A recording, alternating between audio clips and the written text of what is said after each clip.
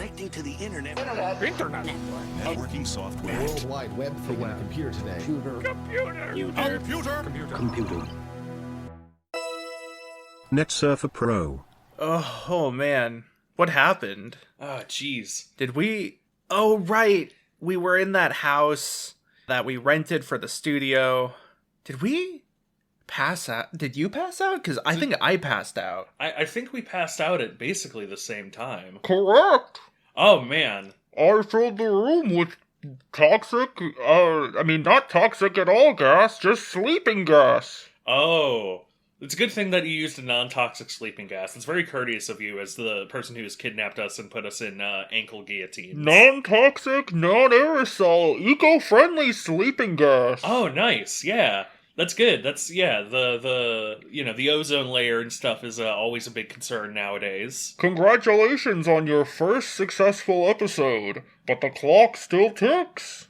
I've currently installed yet another, let's say, incentive to keep you active. Well, I mean, we already have, ankle guillotines. That's not enough. Okay. I took to heart the bit about Marisa not needing their feet eventually. Ah, yeah, alright. That's fair, that's fair. Diabetes commonly leads to loss of feet. True. While I personally, would hate to have no feet. That is a fair point. So what have you got for us nowadays? If you see, I've installed a mirror in front of you. Oh god, that's the worst thing I can imagine, looking at myself. Even worse than that. Oh no! I have a crossbow set up behind the mirror. Oh no! Trained directly at your foreheads. Oh god, both of our foreheads in one crossbow? It has 2 barrels. Holy That's shit! That's right, it's a dual crossbow. It's a double barrel crossbow. Equipable only at level 3. Oh man, I think I'm only level 2. I think I'm only level 2. Is Marisa level 3? No, I'm level 2.5, I think. I'm really close. I've been grinding pretty hard. Yeah. But wow. Don't worry, the crossbow won't kill you. Oh, thank God. However, what it leads to may... Oh no, you mean... If you don't get out in time, then something will happen once the crossbow fires. Ah, darn. Is that are we going to have to figure out what it does next week? Which is to say next episode? No, it has been roughly 6 days since I last put you to sleep. Fair enough. Don't worry, I've taken care of any and all bodily functions that needed maintenance. I'm like an auto mechanic for people. I guess that's better than the alternative. But I thank you for not going into too much detail beyond just a mechanic for people. Well, thank you, Sokubane, mysterious... Sokobane. Sokubane is my bullet hell fighting game counterpart. Right, yes, sorry. Thank you, Sokobane. You're still a very mysterious gentleman, but you are surprisingly a gentleman for having put us in these traps that are very emulative of a certain movie franchise. I've even set up a partition near you so that you have a corner you can retreat to. Oh, nice, thank you. Do we have a bucket or something that we can, do our business in? Anyways, I have to go now. I have a doctor's appointment. Okay, well, hey, you know what? You have a good doctor's appointment, and I'm hanging up. Okay, yep. We'll just. Oh yeah, you are a phone, I guess. I didn't even realize there's a phone in here. Maybe we can. We probably should have been using this to call the police or something. I can't reach it. Yeah, I could, but a cab. You know what? You're so right.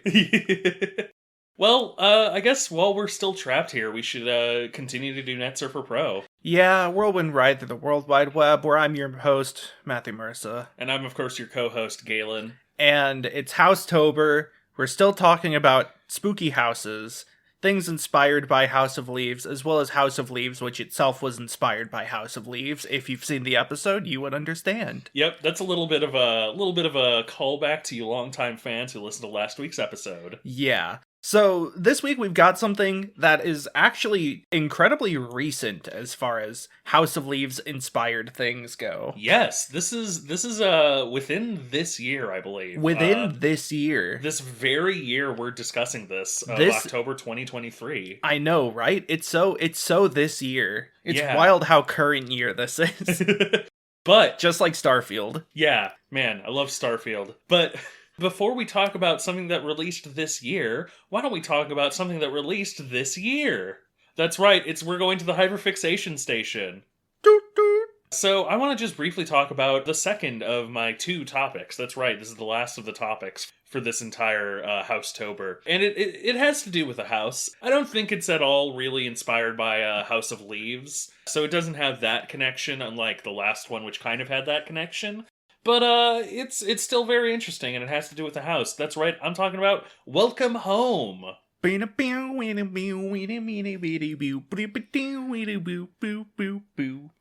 you. So, Welcome Home is a series. It's a web horror series. Horror. Yeah, it's horror.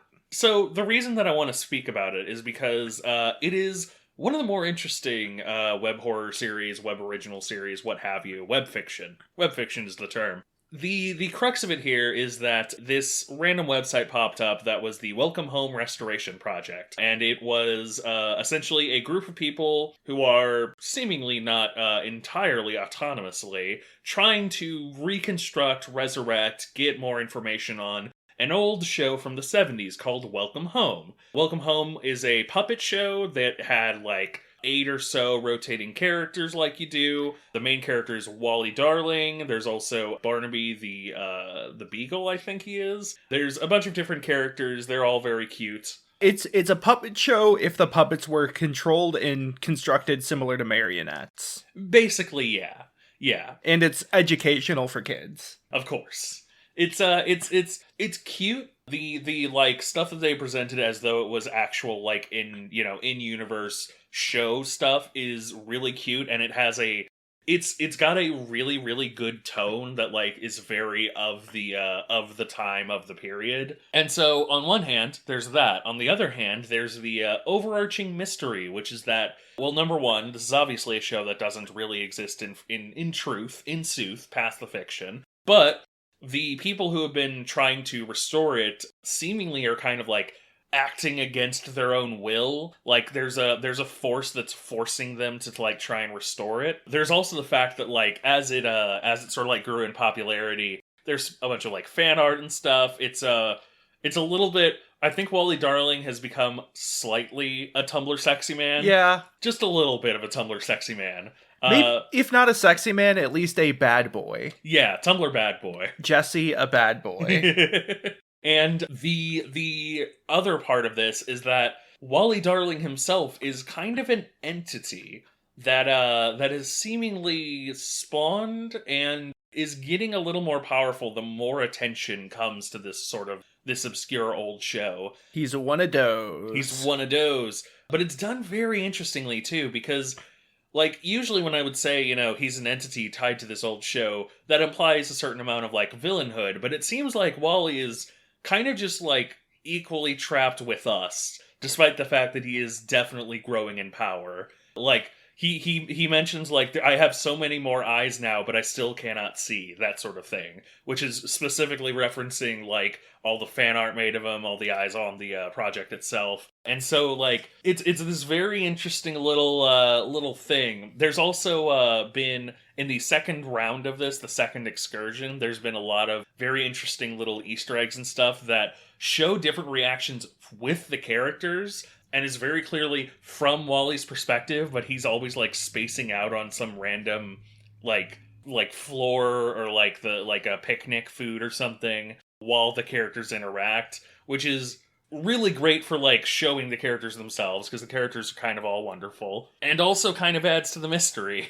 Because, again, we don't really know, like, why Wally is constantly spacing out and why he's, like, slightly more awkward than all the other ones. Is he just autistic? That could be an explanation. It's definitely kind of coded as such, that he's just, like, not neuroatypical. But at the same time, it's this really interesting kind of recursive series. I highly recommend checking out Nightmind's video over it, or going to the website yourself and doing some exploration. I'm going to stop talking about it now because it's not the main topic, but it is the nested house topic. So yeah, it's really interesting. I like the character that's a house. Yeah, house. There is just a house character with, like, eyes in the windows. Yeah, There is in fact one of those secret videos is just like Barnaby talking to House, and like it keeps responding by like squeaking doors and stuff. It's cute. Yeah, that's a great one. So, speaking of squeaking doors, Speaking of houses. yeah, so it's 2023, and what if I told you that one of the most impactful indie games of the year to take the internet by storm was a mod for, a WAD for Doom. Yes. 2, that is. So, let's go to the fact corner. The Fact Corner. So Doom 2 is a video game released a long time ago in the 90s, and it was part of the Satanic Panic, and people thought video games were going to bring about the spawn of the devil. And so Jack Thompson tried to stop that, in which the Zerb was founded to create a ratings bureau set on sort of categorizing games in terms of maturity rankings. Yeah. It was probably a necessary step in the general acceptance of video games, but yeah, this is a rather famous like landmark thing. Doom was a big part of it. Night Trap was also famously like one of the biggest games during the whole ESRB rating. Mortal Kombat. Yeah. So, however, Doom also has this really interesting piece of history in that it's like honestly one of the earliest modding scenes. Yes. Maybe not the earliest. I feel like there were arcade machine like hacks. Like I don't know if Rainbow Edition and similar Street Fighter 2 hacks came out before this, but like Miss Pac-Man famously. Yeah. And then also there was like Mario Bros modding tools that were in Japan for the Famicom Disk System. So not the first one, but one of the earliest. One of the earliest, and one of the earliest for a sort of general American audience, I would say. Especially for a shareable audience. Yes. Yeah, so Doom 2 is like a really well optimized game, classic first-person shooter. And yeah, there's like modding tools for it, which caused there to be a big scene of Doom level creation for what they called WADs. Yes. WAD is the file format that it's usually like the maps, the weapons, any and all of the like actual custom graphics. Yeah, and the stuff. assets. Yeah, music. Just it all gets compressed down into .wad. Yeah. Now, I think Doom is a really interesting game from a technical standpoint because, like, for being an early FPS, it has a lot of things that are very quaint and outdated, but it also has a lot of technical sort of solutions to problems. The big one is that Doom does not have platforms above other platforms. Yes. So Doom levels, you can think of them as a 2D map that is given height by like a topographical filter. Yeah. If you look at any map from the original release of Doom up to, like, Episode 4 and Doom 2 up to Final Doom, I believe most, if not every single one, is essentially you could just flatten it down to a 2D plane that has walls. Because that was just a limitation of the system, and that was how they kind of got around technical limitations while still having things look, impressive and having height differences between things. Yeah, you could go upstairs and there's like high ground for enemies, though I think the actual like aiming up and down wasn't quite there. Oh, aiming up and down was literally not a thing. You would essentially just like you had left and right aiming, and then you would auto aim up or down if there was an enemy up or down. Yeah. But it still added that depth. So, Doom was made for the MS-DOS. Yeah. An old-ass computer. So nowadays, most people use sort of source ports, which are ports of the game to new source code that pretty much take the source code, recompile it to a new operating system. In this case, the main one people use is Jeezy Doom, which has its own set of updates and quality of life improvements, higher resolutions, higher like pixel resolutions for the window size, and most notably free look, or the ability to look up and down. Yeah. It's in the game. Yeah. Jeezy Doom is to Doom what like OpenRCT is to Roller Coaster Tycoon. Yeah, but maybe even more so, because I feel like it's easier to run RCT on a new computer. Yes. Yeah, so with that, there is still a huge section of Doom WAD creators. There's like jams and competitions all the time. There's just a big scene for it. It's a classic game for a reason.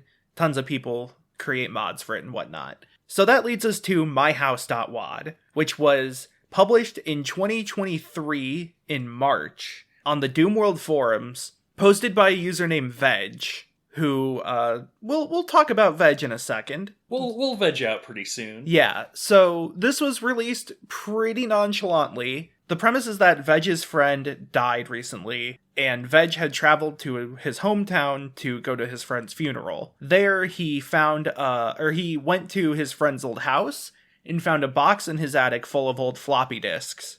And on these were Doom WADs that he and his friend created when they were little. One of these was a WAD based off of his friend's house, and just like the house that he grew up in. And Veg thought, you know what, it would be nice to sort of update this to GZ Doom, add some quality of life features, and re-release this. It would be a nice tribute.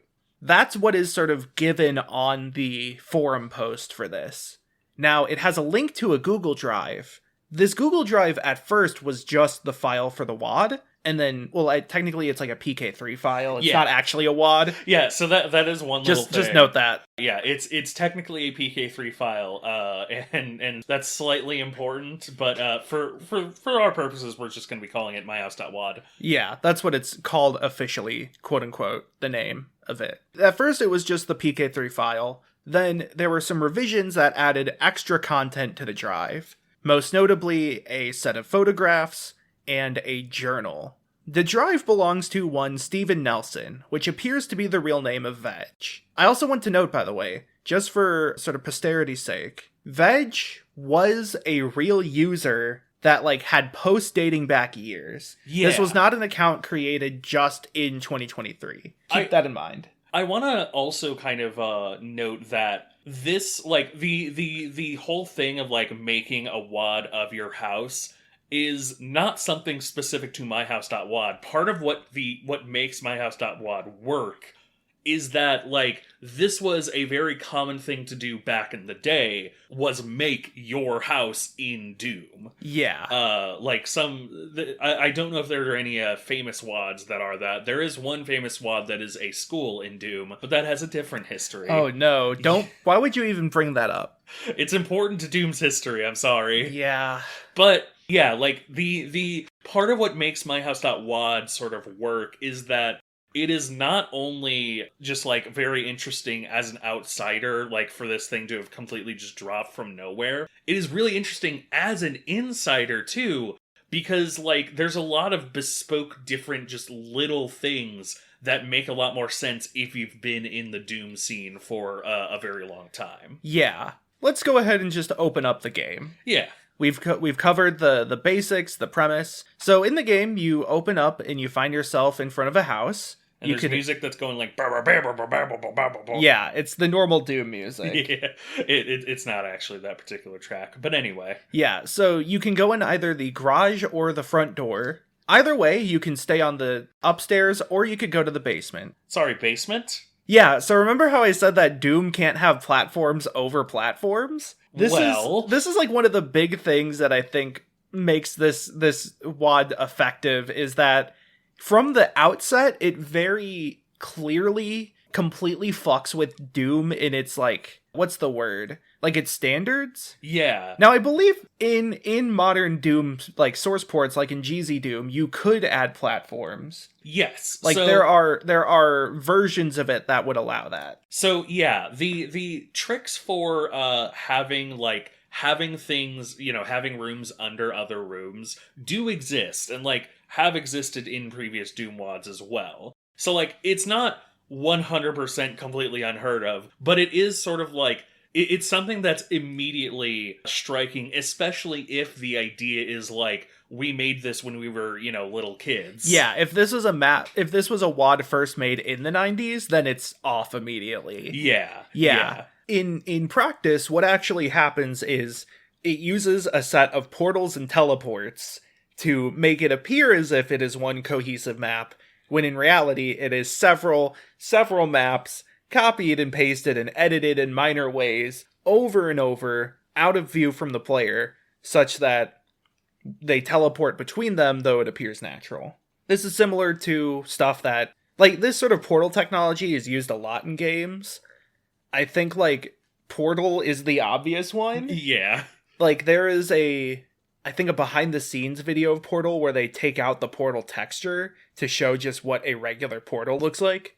But also, anytime you see like non-Euclidean geometry in video games, it usually uses teleports and portals. Yeah. A teleport being specifically a spot you stand on that moves you, and a portal being a model area that is like loaded visually, so it's rendered as well as teleports you. And interestingly, Myhouse uses both of these. Yeah. Because like the basement stairs has a teleport. So like if you're looking up while you go down the basement stairs, you'll see the upstairs banister like vanish, because there's no floor there. Ah. However, at the same time, there are other areas that just have portals that don't have any visible marks of you are moving to a different map. So that's kind of fun. Yeah. Yeah. Quick house tour, by the way. Yes. So the house layout itself is something you're going to be intimately familiar with. Mm-hmm. So on the upstairs, we have like a little bit of an entrance room. To your right goes to the garage. To your left comes in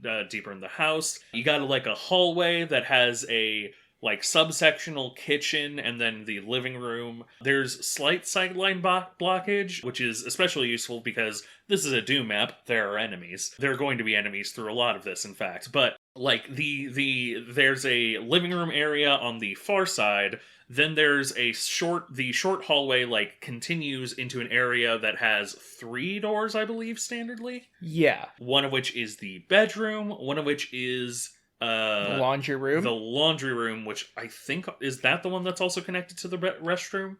No. Okay. I believe it is. There is the master bedroom, which has its own master bathroom. Right. There's the laundry room. There is the guest bedroom, and then there is the hall bathroom. Right. Also, there is also the lounge room. There's also the stairs downstairs that you find through that hallway. But we don't need to get into that yet. Yeah, well, that's all coming. Don't you worry.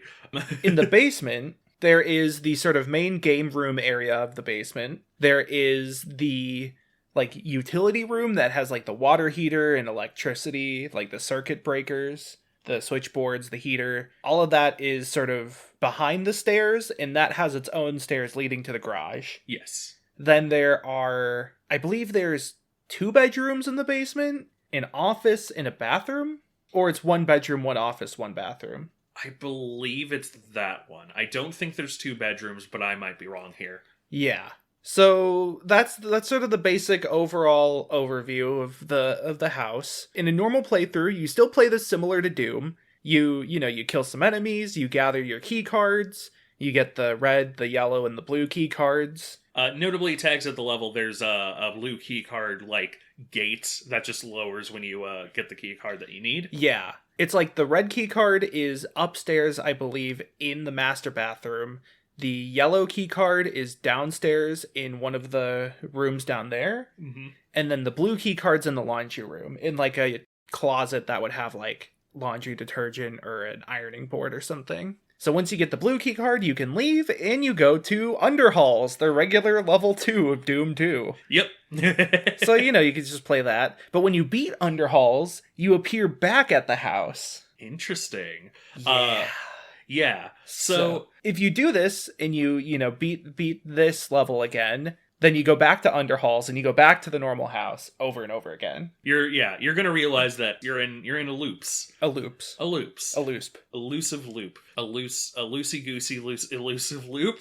I don't know. Anyway, how do we break out of this loop? Well, if you go to the basement during your first excursion into the house, you will notice outside of one of the windows in the basement, there is a power-up orb. It's called a soul sphere? Soul sphere, yeah. It's a power-up in Doom 2 that I believe puts you at 200 health and 200 armor. It's good. And it is outside in the basement. So if you go outside the front, you will go back to the basement, and you will see the pedestal that it should be on. Okay, it's outside in the yard behind the house. Right, yes, sorry. That's a bit more accurate spatially. This is an audio podcast. We can't show the house. So if you look at this graph real quickly... Yeah. So it's above like a... like a little pedestal like thing. It almost looks like a composter. Yeah. Or you know how the houses will have like the utility meters under a little bulb? Yeah, it looks like that little like, extrusion. Yeah. But if you go to the backyard and if you go to that little extrusion, you will not see the orb. But if you look at the house, you will see a bunch of enemies in the house in the rooms that you just cleared. One of the small subtle details, by the way, about this is that the various windows that look into the house, some of the rooms that there are windows for on the back, there were not windows for initially. Mm-hmm. Which is a fun little, like, second look into, like, things are getting a little bit spooky. Yeah. Also, I want to shout out David X. Newton, who did the Machinations of Myhouse.wad series, which gives a lot of technical behind-the-scenes details. I bring this up because in part 4 of that series, he shows that the walls of the house are a set of portals. And that's how they change what they view. What they show is they change what portal is loaded onto the wall. That's so cool. Yeah. Oh my god, that's cool. Yeah. So, going back in the house, you're like, okay, I gotta clear out these enemies. The door's gone. Yep. Where's the door handle? Drake, there's the door. Yeah, so the house also has some harder enemies this time. Hopefully you picked up the powered shotgun in the Underhalls. And hopefully you also picked up the chainsaw in only the initial house. Yeah. There's a hidden chainsaw in the garage. The garage. The garage. Yeah, this is where the game gets interesting. So, essentially, let's play it out like this. So, you get the red key card, which looks like a skull now, then the yellow. Then when you go to get the blue key card, it's not there. Instead, there is an attic staircase leading up through the laundry room. Yep. In the attic, there is a covered mirror, a mirror covered by like a sheet. And, you can pull that out, and it looks like there's like an ornament in the mirror, like a Christmas ornament on the floor. Where the blue skull was that you just picked up. Yeah, you pick up the blue skull there. But when you pick it up, the ornament in the mirror stays there. Go back down. The hallway's a little different. There's more doors on the hallway. Yep.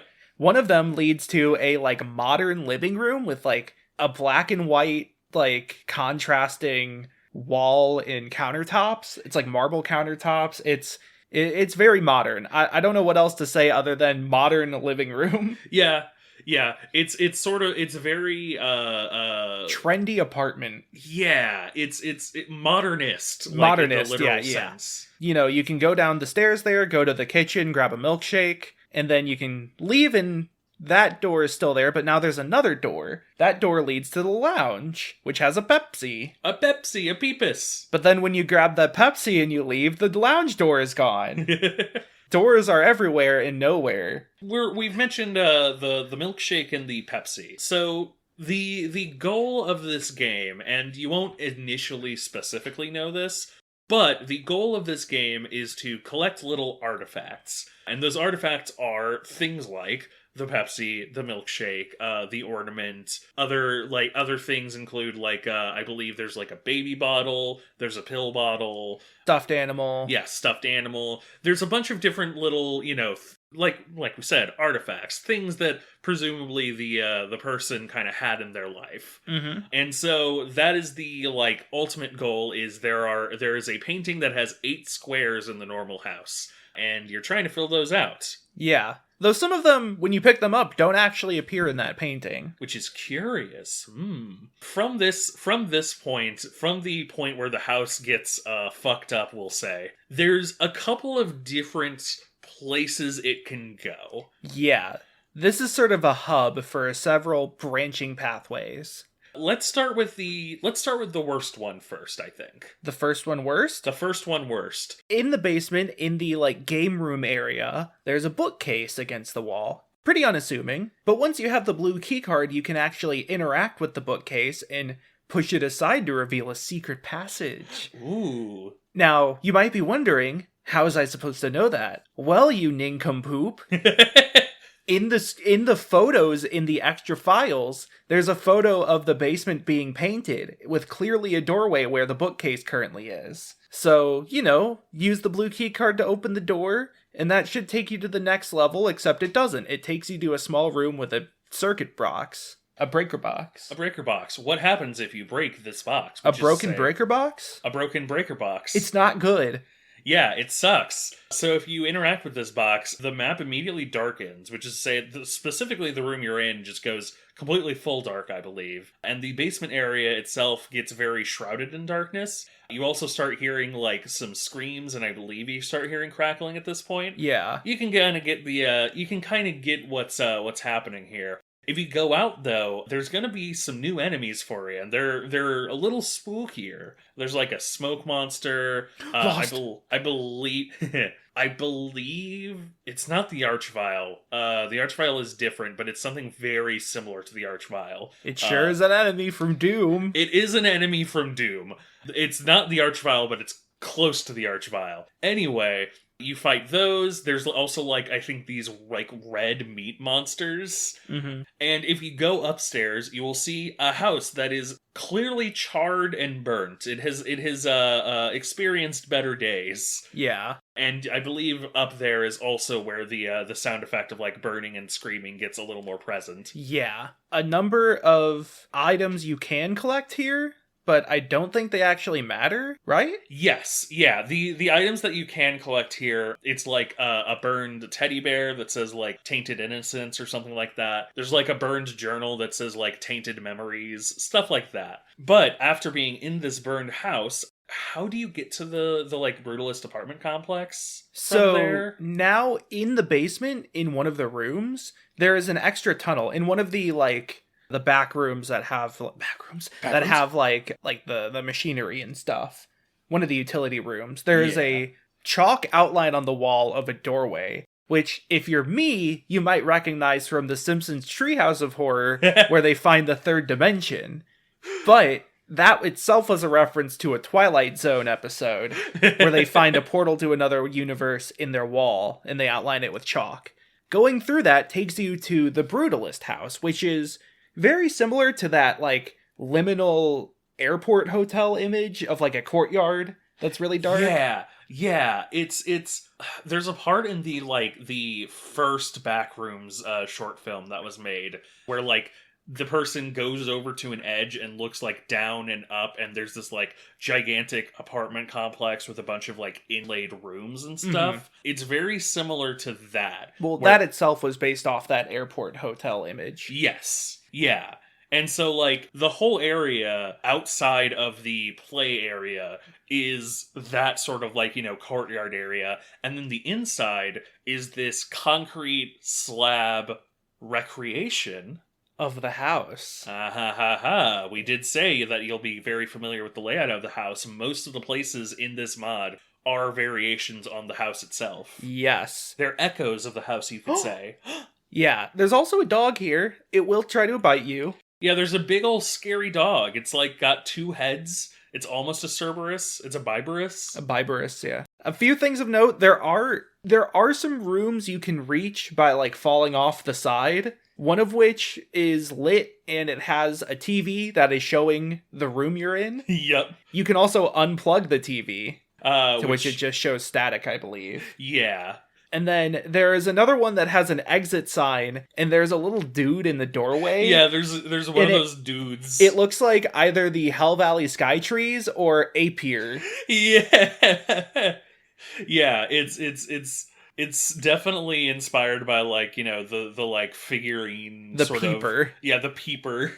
The peeper peeps and the watcher watches. Yeah. But in the Brutalist house itself, there is at least, like, one little hallway you can slip into that the dog can't go through. It's worth noting, by the way, that the house, like the first house with the big dog, is specifically larger than you. It's meant to make you feel smaller. Aww. You're, like, just a little guy. But if you go through the hallway, you get to a more normal size, a larger, or rather a smaller space, so you look larger, which has another dog, but this one's just a good boy. Aww. This one's just like a good little boy. Just a good boy. He comes up to you and he goes bark, and he I don't think you can pet him. But what I love here is that you can probably already tell, but these two dogs are connected. So if you want to, if you really have to get through the big section, the scary dog section, you could always kill the dog in the other section, and it will kill both dogs. Or if you fight the big dog, it will ultimately kill the other dog. I want to gush about this. Yeah. I love this so much. The most common thing is for people to kill the big dog and then find the little dog on the other side. Yep. The second most common is for people to outrun the big dog, find the little dog, but immediately reflexively shoot it. Yeah. Yeah. Because when the little guy comes up, he doesn't stop until he's right at your feet. So you could totally imagine that it might be another enemy trying to kill you. Yeah. And, you do the gamer thing. This is such a little pocket of, like, it's a little pocket moral. I love it where it's like, you have the big scary dog when you're a child, you have the normal sized dog when you're an adult, and it's like, it's very thematic of, like, things that scare you as a child being not as scary as an adult. It's also definitely a thing of, like, you don't realize what you have until it's gone, because, like, you could get rid of the scary dog, but, you then, like, doing so gets rid of the non-scary dog, too, because they're the same dog. Right. It's also in a vacuum, it is this, like, psychological torment. Yeah. Meant to play off of gamer reflexes that one might have in Doom. Like, I love it. Like, why would there be a friendly NPC in Doom? Yeah. It's Doom. It's Doom. Up until this point, you've been killing things before they could even see you, Especially the little pink guys that run at you. Yeah, the fucking pinkies. Yeah. Like, you're killing those, so why wouldn't you just assume this thing is an enemy? It's a wonderful gotcha. Anyways, you can pick up Pumpkin Rick in the Brutalist house. Yeah, there's Pumpkin Rick. He is required, but... Unfortunately, Pumpkin Rick is required. Yeah. But hey, you know what? It's pumpkin season right now, so it is spooky season. Yeah. Shout out to pumpkins.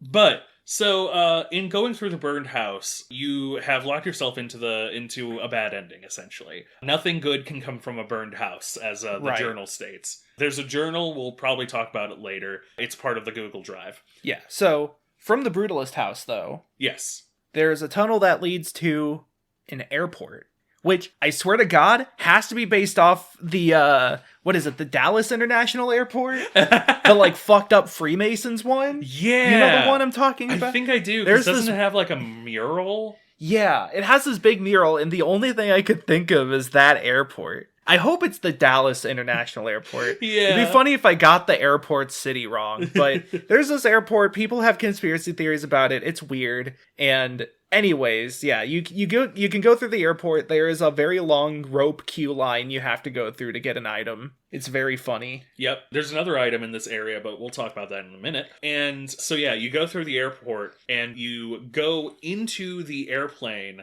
I believe if you go the burn house route, you do still go through the airplane section where like you go on the plane and then it like if you go up to the controls, which is like the only thing you can interact with basically. If you interact with them, you start getting beeping, you come back out, the plane's lights have gone down, there's enemies in there now, and the only way out of it is to jump out of the plane. Smash cut to overgrown house. Yeah.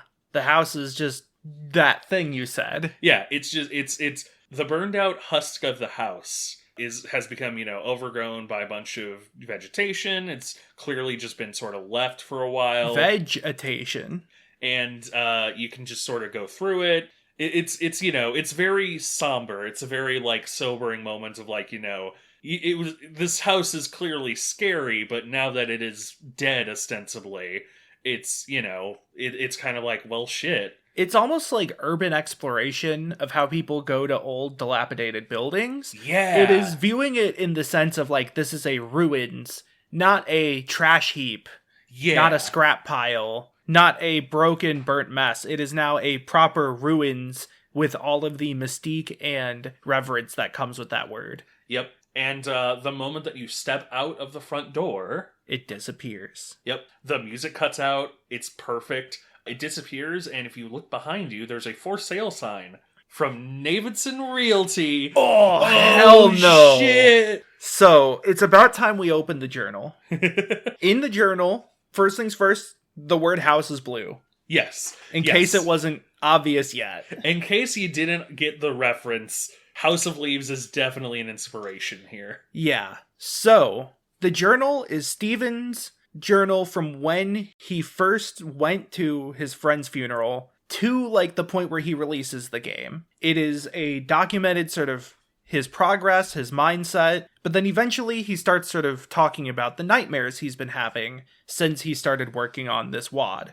And the nightmares are very complicated. They're usually just freaky, weird occurrences. I honestly am not a big fan of the journal as far as the actual writing goes. I think, like, writing-wise, it's a little Yeah. But, you know, it's not the main focus of it. Yeah. It's definitely no Mark Z. Danielewski. It does its job. Yeah. There is a clear sort of... There's a similar process of Steven feeling like the house is using him. Yeah. You know, he comes to and realizes he's added things to the house that he doesn't remember putting there, or that it's grown larger and larger than before. And I do like this idea in this instance specifically, because remember how I said that the complexity of the house is done by copying the layout of the house over and over and over? The mindless repetition that would involve is what he is doing. Yeah. He's not just like obsessively finishing this, he is obsessively repeating it, which is actually incredible to me. That's like a specifically horrific thing. That's like a Borgesian infinite obsession sort of deal. Yeah. Like, that is a cool concept to me. That the fact that, like, knowing how the map is constructed makes that more chilling. It's really, really cool. It's also worth noting here, because you might go into the journal around this point, that a lot of the nightmares that he mentions are things that end up showing up in the game. Yeah, like the burned house. Yeah, the burned house shows up.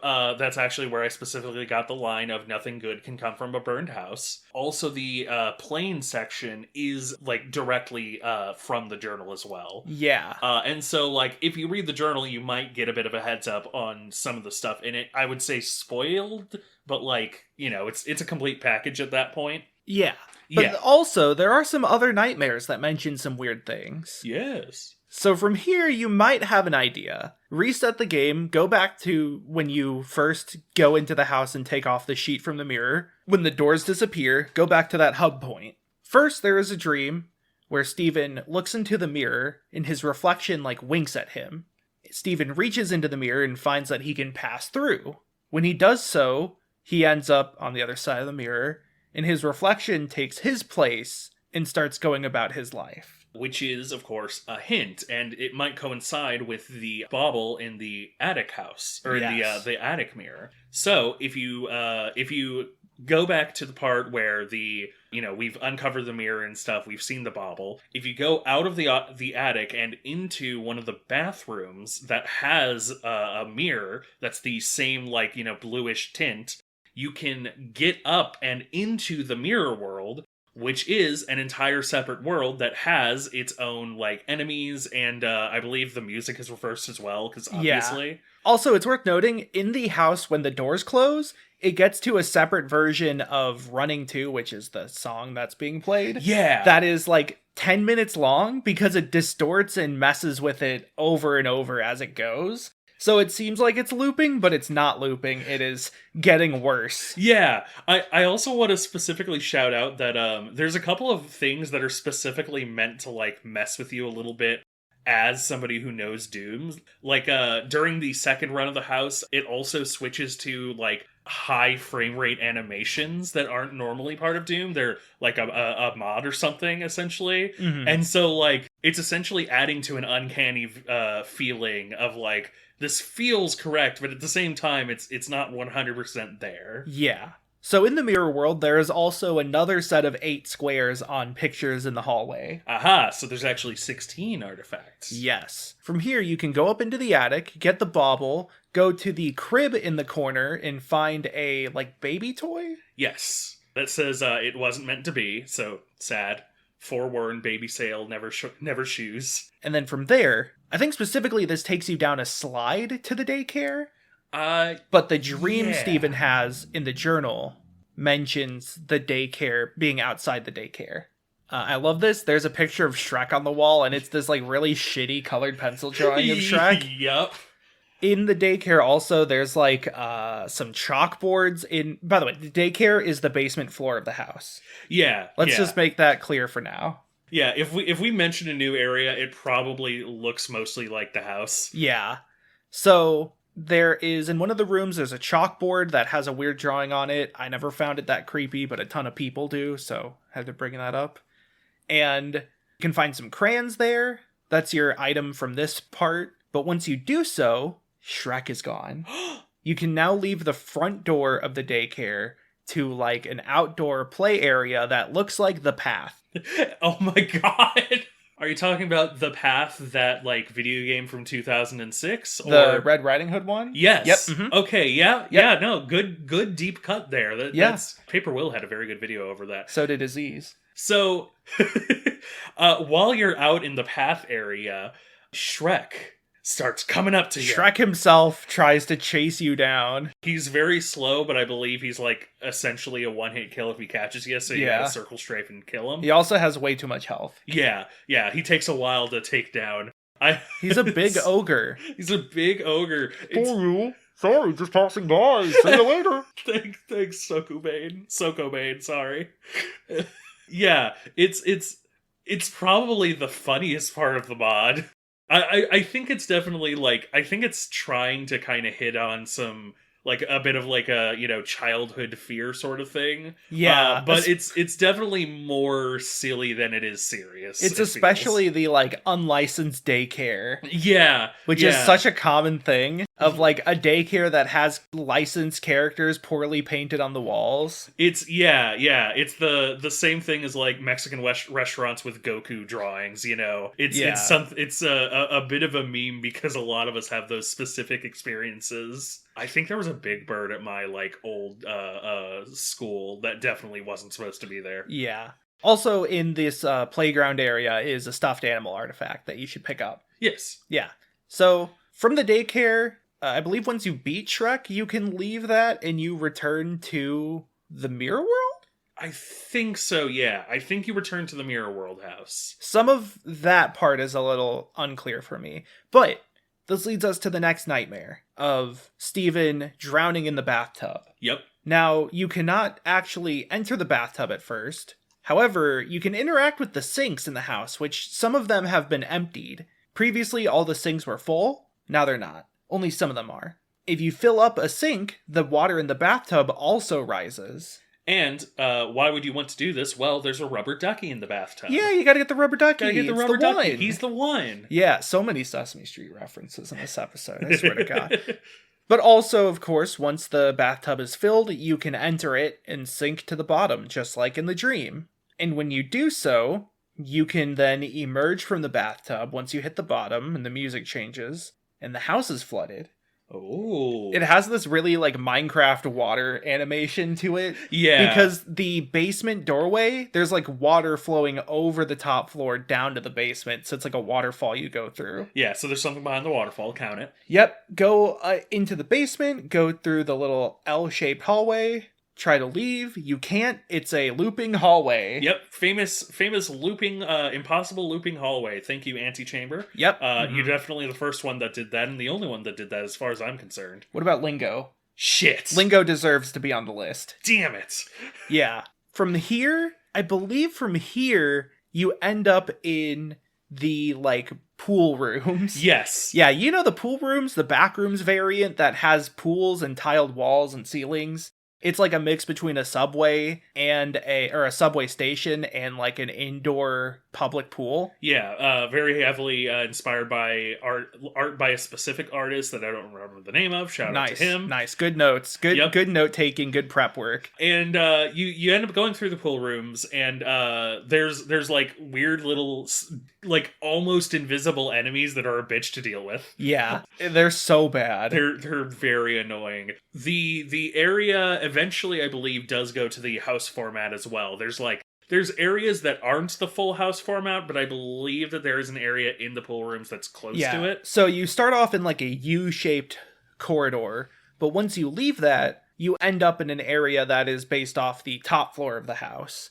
And you can even find the stairs and go down them, but there's nothing down there. Instead, what you do is you go towards where the bedrooms are, and there's this huge maze of, like, locker rooms and toilet stalls. Yeah. And you eventually end up at an actual regular-looking indoor pool with, like, a diving board and everything. In which there's a big fish. The fish sucks. I hate fish this is fucking terrible. Because if you kill it, it spawns tiny fish. Yeah, I love it. It's such a good... So, the reason you'd want to go in the pool is that there's a D20 in there. Yeah. It's one of the artifacts. It's like roll for seduction, or like roll for intercourse. Yeah. Which is a funny little thing. But you might have the smart idea of, oh, I'll just kill the fish before I, even have to go in there. Except that it blows up into a bunch of little fish, which are a pain in the ass to deal with. Yeah. Either way, if you're able to outrun it because it can't chase you forever, when you go to get the D20, the floor underneath it drops out, and there is this dark, like, pit underneath it. Yeah, you have to swim through. Swimming mechanics also not a thing in Doom, by the way. Yeah, also breath mechanics to go along with the swimming mechanics. Yep. There is a part where, so when you first go through this, you go through a little tunnel, and then there's a little sky grate that has a pocket of air above it. You go down, and there's more tunnels. There's another sky grate without a pocket of air. Yep. It debates you. It trolls you. And I was like, oh no! It's a prey. And then it died. Yeah, it's a trick grate. Yeah. So you skip that one, keep going, and you end up in sort of a fragment of the house. I believe this is also meant to be like the front hallway. Yeah. Floating in the sky, and in front of you, past like the front door, are these enemies that shoot homing projectiles that suck. They have too much hits. I believe these are the same not archvile enemies. Yeah. I sure wish I could remember. I used to know all the dudes in Doom 2. I used to know them personally. I would be like, hey, what up, Mancubus? And he'd be like, bro, and I'd be like, haha, classic Mancubus. Yeah. These guys suck. You have to snipe them. It's terrible. Yep. Because there's like 5 of them, and then out the front door, there's this like aerial stepping stone, floating stone thing. There's a platform off to the right that has something on it, but it's hard to make out. When you step on one specific stone, it's like darker than the others. It summons pain elementals. Which also suck. And they keep knocking me off the thing. Yep. Which we'll get to what that means. But if you're able to turn to the right when you reach that dark stone, you can walk across air, which I believe this is also referenced in the journal. Yes. And you find the wedding ring. Yep. Also very thematic. I like it a lot of like, having to sort of take a blind leap of faith, step out into the unknown. It's very cute. It's a very heavenly area as well. Yes. So from there, you if you fall down, as well as if you fall down earlier in the pool rooms area, there's like some sinkholes, and I think there's just a door that takes you to another hole. Yeah. This takes you to just sort of a regular sky room without any stones, with a door in it. The door takes you to an infinite stairwell, from which there are a few separate doors, one of which just takes you into the same infinite stairwell, which is great. Yep. The important one, however, has like this blue and red vibraty effect. It's like an Earthbound background. Yeah. It's like when you close your eyes and you see things. When you like close your eyes and like slightly push on them. It's like The Witness. Yeah. It's kind of like The Witness. You say that about everything. Anyways. Yeah, but through that door is a door that goes back to the main house. Yeah. Now, it's worth noting, I believe the flooded house is a one and done deal, so if you haven't gotten the wedding ring, then you're sort of or the D20. Out. Or the D20, yes. Yeah. So, like, make sure you get those things while you're there. Also, by the way, one little detail that we have passed up on, in the mirror house, it is possible to, like, complete the game, quote unquote, to go to the exit. It brings you to a mirrored version of Underhalls. Oh, you mean Slaridnu? Yep, Slaridnu. I believe that the end screen is also mirrored as well. Yeah. Which is really cute, like, really funny and really high effort. So, a few quick notes, though. I just want to keep in mind at this point that think about the artifacts we've been getting, like the baby crib stuff, the stuffed animal, the wedding ring. Keep in mind that Steven, the only family member of the Steven's friend that is ever mentioned is Steven's mom. Yeah. Also, we should probably just say that in the journal, or in the extra files, there is an obituary. Yes. Of one Tom Anderson? Yes. Yeah. Tom Anderson. Yeah. Which is Steven's friend. Yeah. It talks about him. I believe, like you said, the only family it mentions is his mother. Mm-hmm. Well, it does mention Tom's partner. Yes, it does mention. Yeah, it mentions that Tom is married. Mm-hmm. But it says like I think that it mentions like family as like a sister. I want to say. I don't remember anything other than the mother. Yeah, but the important thing here is the mother. And the partner. Although it doesn't say, it says that he's only succeeded by his mother, not his partner. Yeah. So where the fuck his partner is, we don't know. Yeah. Keep that in mind. Tom Anderson, name of the dead friend. So, when you fill out all 8 artifacts on each side, or either side really, the front door reappears. You can go out into the yard and open up the fence. There's a hole in the fence. Yes. I think one last thing to note, one small thing, by the way, the, like, brutalist, like, apartment complex, that is required. You don't just go there after the burned house, you also go there after the pool rooms area. Yeah. So, going through the hole in the fence, you find a forest with a road on it, and there is a crashed car playing the mysterious song. Yep, the most mysterious song on the internet. Yeah, the song that nobody knows where it came from other than like a German radio station. People have been trying to find it. I love it. Its inclusion. We'll talk about it later. Yep. Also, here is a gas station that has like typical American convenience store stuff. It's got a slushy machine, it's got booze. And also nearby is a campfire that has on a tree carved A+S in a heart. Aw. So, our main character here, Mr. Steven. I don't know why I couldn't remember his name. Holy shit. Yeah, our main character here, Steven, is the only S name we have so far. So, like, S+A, Kissing in a tree. S and A, kissing in a tree. KISSINGER. So, yeah. Through this area, through this petrol station, if you have collected the 8 artifacts and you're in the mirror world, you get there, like, I believe if you continue down the area that has the campfire, then you get to a beach. But if you walk around it, you will find out pretty soon that it is actually like a prop. It's like a movie set sort of thing. Yeah. This is a nightmare mentioned in the journal, I believe. Mm-hmm.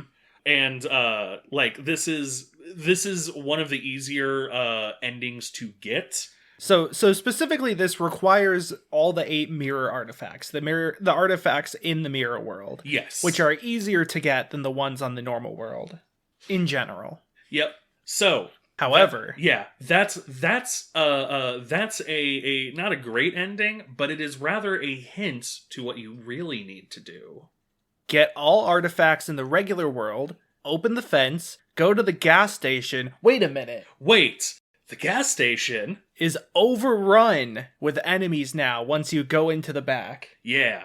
It's like I don't remember if you can get the BFG in this area. I think you do. Yeah. No, it's in a different area, sorry. Okay.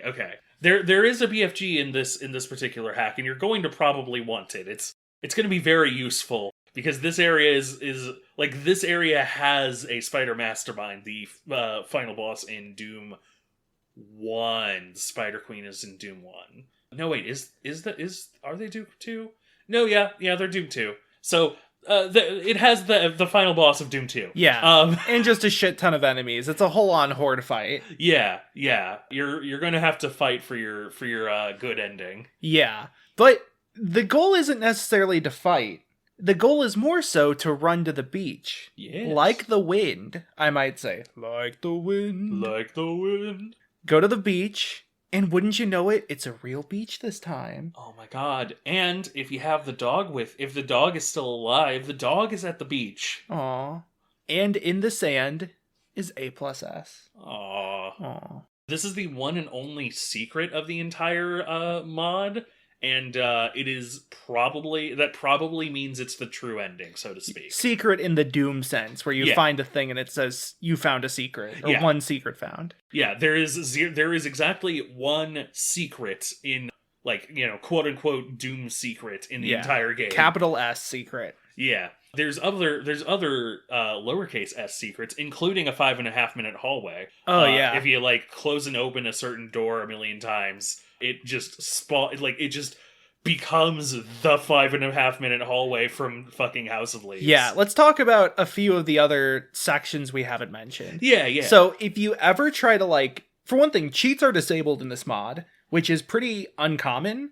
And whenever you try to use one, it gives you a funny little message that's kind of ironic based on the cheat that you tried. Yep. If you do manage to get out of bounds or go to a place in the map you're not supposed to, it teleports you to the back rooms. Which is so fucking good. And there's a backrooms monster. Yep. There's a backrooms monster. You're in the backrooms. I don't remember if there's actually a way, like... I don't think there's a way out. Okay, there isn't a way out I don't of there. think there is. Like, I could be wrong, but I don't think there is. Well, we'll just assume that there isn't a way out. But another secret is, if you die, you know, just at any point, if you die, like you do, if you wait on the death screen rather than restarting, it will slowly fade out, and it will instead fade into a hospital. This hospital area has like a loud beep, beep, beep going. Mm-hmm. The heart monitor. Yeah, the heart monitor. And you're in just like a hospital room. If you can like walk out of it and walk through the hospital. It's a circle.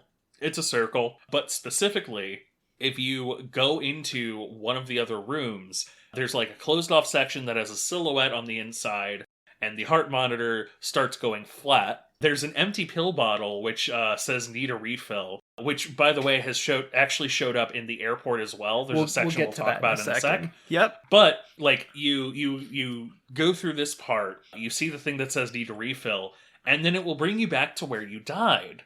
You get essentially one extra life. Yeah. Which is, like, on one hand, very interesting and slightly helpful. On the other hand, a little tragic. You only get one. So, like, I had to restart to save it for that damn fight against the pain elementals. Yeah, that fucking part. Yeah. God. Yeah. So, yeah, it's really, really interesting. So, in the airport, this is where you get the BFG, by the way. Oh, right, yeah. You can find the bathrooms in the airport. The men's bathroom is pretty normal. The woman's bathroom is covered in blood. Yeah. Inside, you can find another pill bottle. Yeah, so at the start, like, if you go inside it at the beginning, there's an empty pill bottle that, like I said, says need a refill.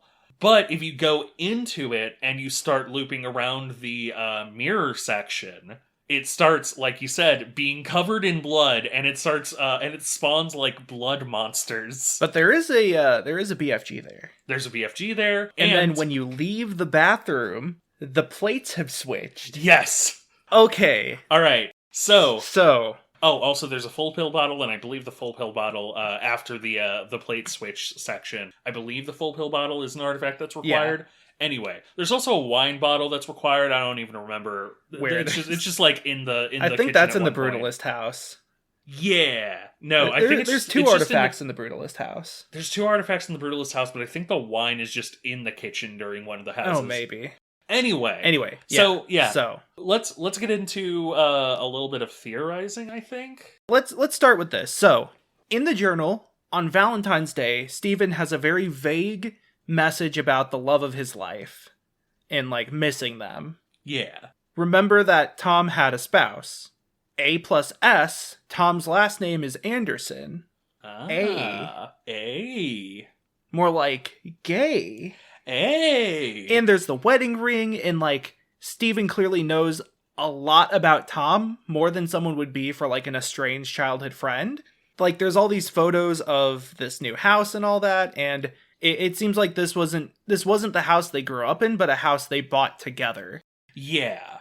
Now, also, the thing with the bathrooms and the pills, the common reading is that Tom is trans. Yes. My reading is that Tom is trans mask, a trans male, and the reason it said A plus S is because when they were younger and they would have done something like carve their name into a tree, he wasn't happy with his first name, so he used his last name. Yeah.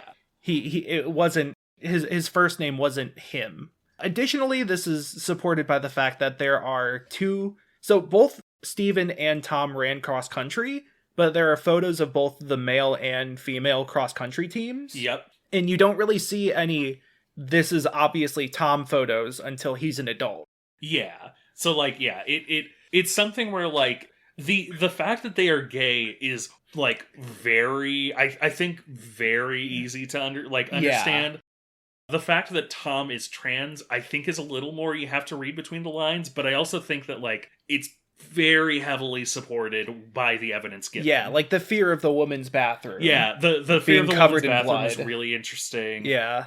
I really like your reading on the S+A. I hadn't even really thought about that specifically. I like, my initial thought was like, maybe his dead name started with A? But like the idea of being like, well, I don't like this name, so I'm going to use my last name instead. That makes a lot of sense, and I like that a lot. Yeah. Now, another thing that's worth bringing up, though, I think the big secrets, so to speak.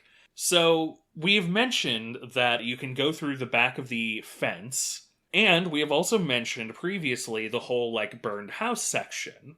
You might have the idea, you might have the thought of, wait, is that still available after the whole house has been sold? Come to find out, yes it is, and if you have burned down the house and go through that section, instead of getting the big forest area, you get a gravestone with a QR code. A small gravesite floating in blackness. Yep. The QR code, I think, was initially a little unreadable, but had to be like, somebody extracted it. Yeah. And it brings you to an obituary for Steven. Yep. That's right. Steven died on like the same date, I believe. Yeah.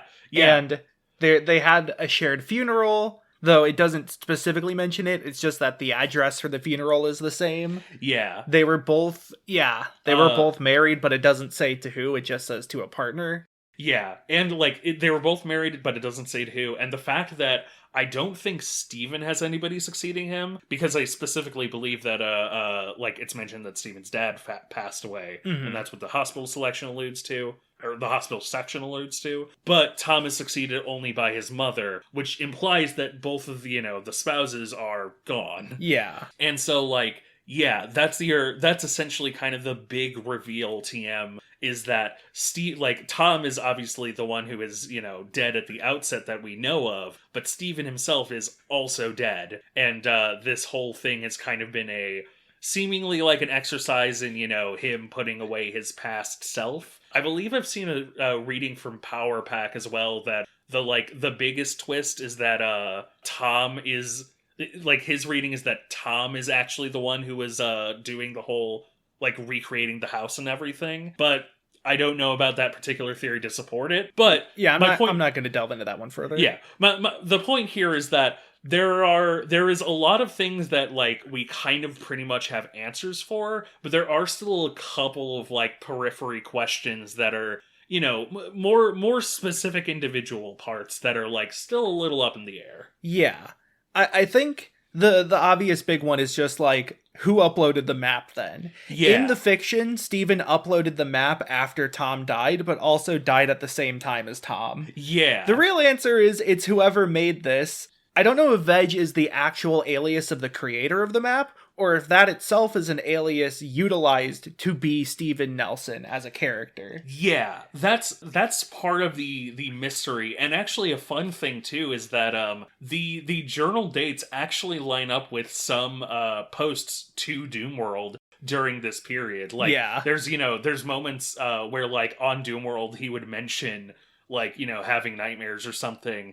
And it lines up directly with the time frame of the, like, February 22 to March 23, like, timeline or whatever. It's really well done. Mm-hmm. That's sort of, it's a mystery who, like, like, putting aside the kayfabe, who the real map creator or even creators are or is. But at the same time, big shrug. It's what they are is talented. Yeah. Whoever made this, be it one person or multiple people, is insanely talented. Well, maybe get a new prose writer, but Yeah, get a new, talented in map making specifically. Yeah. And honestly, talented in like telling a story through map making, I would even say. There's a lot of details that you kind of infer just by playing the map. Environmental storytelling. Yeah. It's so good. Yeah, I love the technical aspects make this even cooler, but like to even do all that requires so much time and effort that I just am amazed by it when I play it, how cool it is. Yeah. I want to talk, so we're doing Housetober about things inspired by House of Leaves, but Myhouse, in case you couldn't tell, is inspired by a lot of things. Yeah. It feels like a season finale of the internet. Yeah. That's, oh my god. There are so many little references to so many different things. We've got back rooms, pool rooms, other liminal horror stuff like the airport hotel. We have Shrek. Yep. Gotta have Shrek Gotta in have there. Shrek. There's like almost vaporwavy element of the sky area. Yeah. Not quite vaporwave, but sort of. That style like is very present. I can see what you mean in like that really high saturation kind of vibe. Sunny blue skies with wavy clouds. Yeah, there's no marble busts as far as I'm aware, unfortunately. Yeah. There's also like the mysterious song. Yeah, the most mysterious song on the internet, which gained a lot of popularity in this specific, in recent years. Yeah. It feels like it brings in so many different inspirations and wears them on its sleeve, which makes sense because it is a custom map and like that is just common. Like, look at how many liminal space maps have been made for, like, Gmod. Yeah. Like, this is completely in character for a real person making a Doom WAD to do, is to incorporate these references. But they also take on sort of a new meaning through the story we're given. Like, the experience of exploring the same house over and over coincides really well with the back rooms. It doesn't just feel to me like a reference to the back rooms, but it is comparing the fiction of the backrooms in like the original green text to this like trapped in a house, like House of Leaves scenario. Yeah, it's this particular Doom WAD, like I don't even know how we're going to categorize this for like indie game of the year sort of thing, because it's going on nomination for something in the net surface. Like I don't know. I think we have like an internet thing, like section that it would maybe fit to, but it's so well done. I also like, just like you said, the way that it uses the liminal space stuff, where like the bathhouse being this wide, sprawling corridor, like very heavily implies like, they're being lost as a child in like a public pool area, that sort of thing. Just oh god, it's so interesting and it's really well done. Yeah, it is technically fantastic. By that I mean it is fantastic in a technical sense. It is well designed. Like the photos in the journal, I love. Look, some people don't like having to like look at other materials, but I love that shit. Yeah. Oh, also, the back of the set reminds me of Everywhere at the End of Time. Oh, yeah. I don't know if that's intentional or if that's me reading too much into it. Yeah, but that part really felt like it. The backside of the canvas. Yeah, exactly.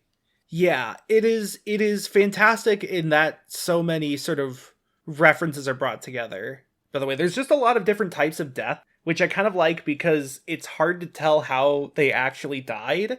Like, there's the house fire, the house flood, the plane crash.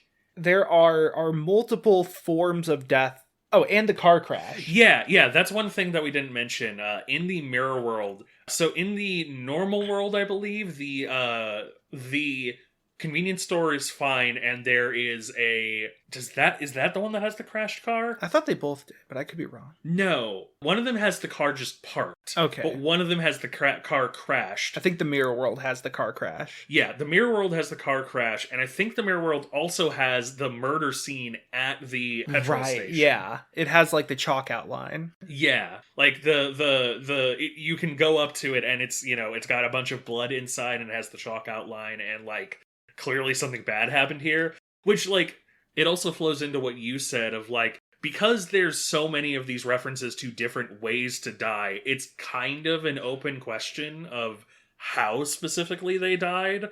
I would say I think the car crash is the most likely, but like, I mean, you know, it also has murder, drowning, crashing other things, like burning, going into a bathroom, a famous way to die. Shitting yourself to death. Yeah. Oh, and just flatlining in the hospital. Yeah. There are so many allusions to it, which I think it does obscure the actual method of death in a way that might not be satisfying to people who want definitive answers. But I do like how it adds to this sort of like these are things to have nightmares about, of different ways to die. These are anxieties. Maybe there was like some sort of trauma or damage that made Stephen more worried about traveling or going on, you know, things happening. Yeah. Maybe there actually was a house fire, and recreating the house is a way to recreate this place that they used to live in. Yeah. You know, I think also the house as sort of an effigy is really interesting too. Okay, here's something. So the house, to access the QR code, you have to go through the house that gets burnt down, overgrown, and vanishes. To me, that is a way of saying that neither person survived. Yeah. The mirror world and real world, like forest to beach sections, both are contingent on one of them living to finish the house, which in this case leads to the beach. So the QR code is like the AU where it never gets uploaded because both of them die. But my reading is that this is my my digital interactive media hypothesis, or digital interactive media extrapolation, is that the mirror world is the Tom version and the real world is the Steven version of like two separate worlds where the house gets finished and uploaded to Doom World. Yeah. But also, like, whether one is the true ending or the other, I think sort of misses the point in a way. Like, I like the idea that the burning down the house after you get all the artifacts and finding the QR code is the true ending, because it has this sort of acceptance to it. Yeah. It is clear that Stephen, in the journal, does not like this compulsion to finish it. Yeah.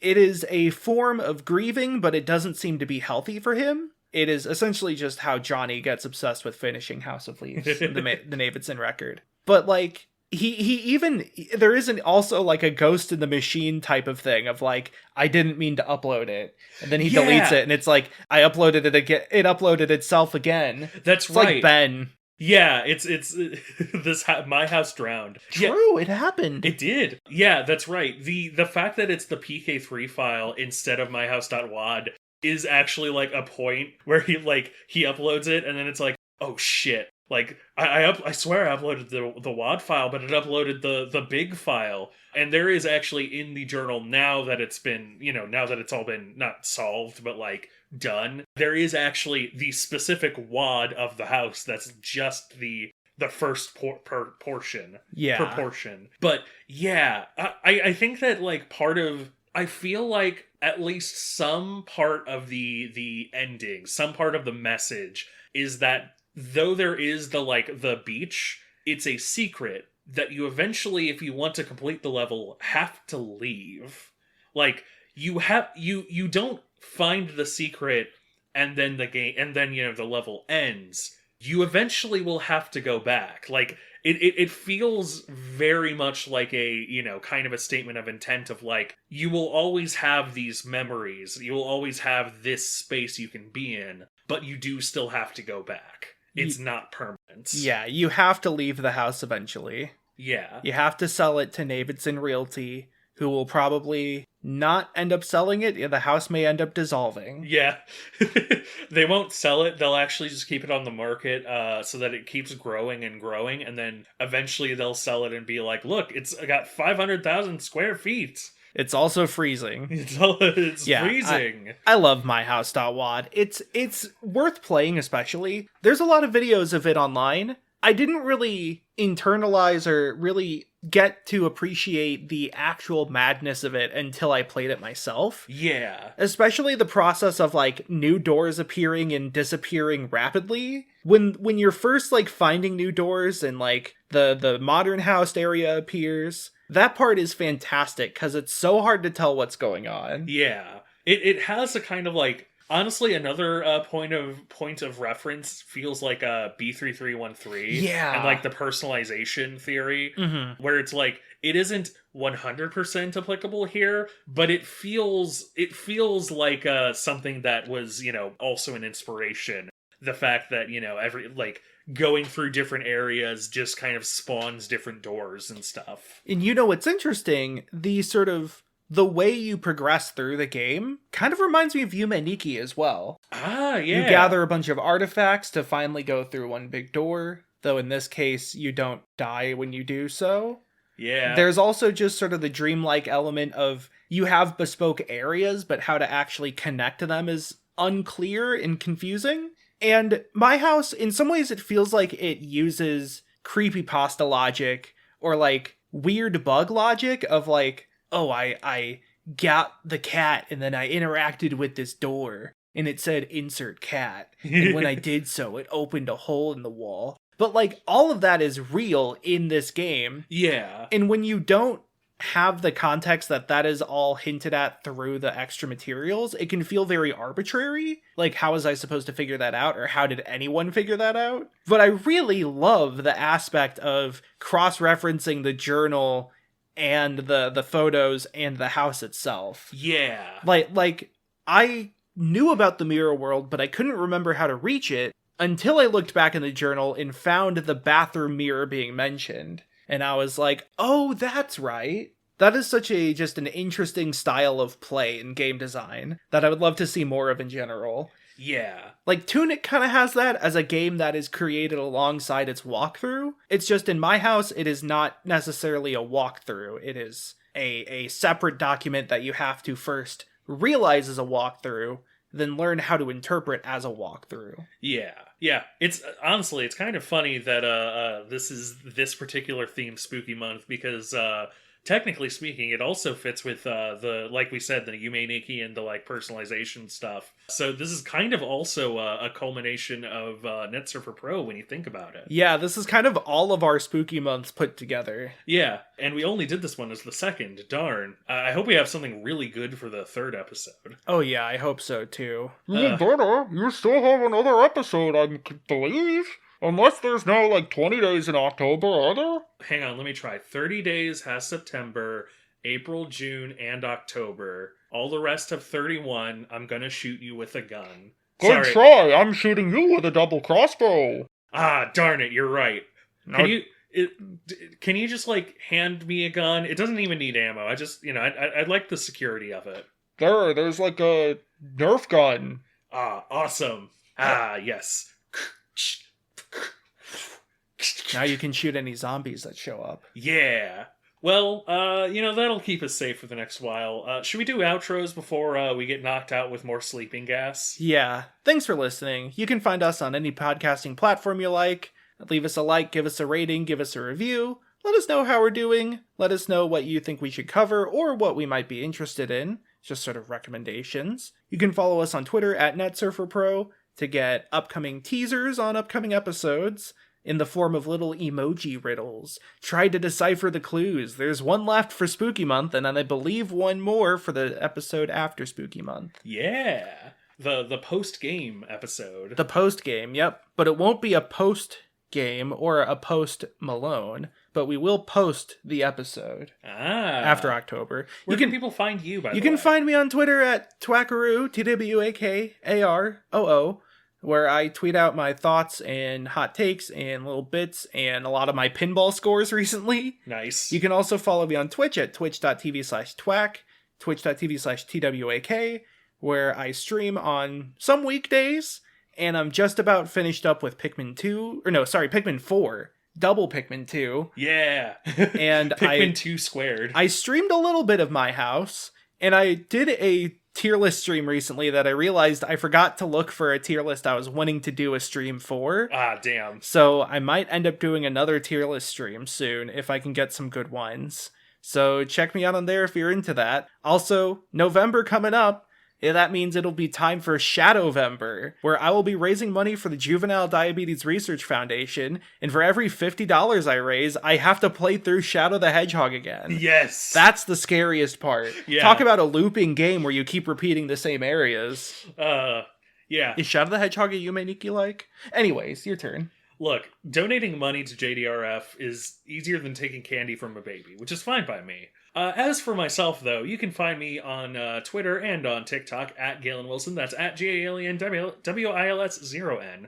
I post my hot takes, and I recently posted a video of a food that I made. It was a comedy fat man food. Are you a bit of a food doof? I'm a bit of a food dude, a food dude's dude brood with a broadsode. Broadsode. You can also find me on YouTube at The Only Galen on YouTube, where I have actually been scripting a much longer video, so fingers crossed that I can have the wherewithal to finish that. And on Twitch, you can find me at Machine Gun Vampire, where I might be streaming one of these days, you never know. Good luck. Yeah, but for right now, that has been NetSurfer Pro. Did somebody say 4 right now? Oh, that's my calling card. Oh wait, no, that's a calling card of someone similar to me, but not me.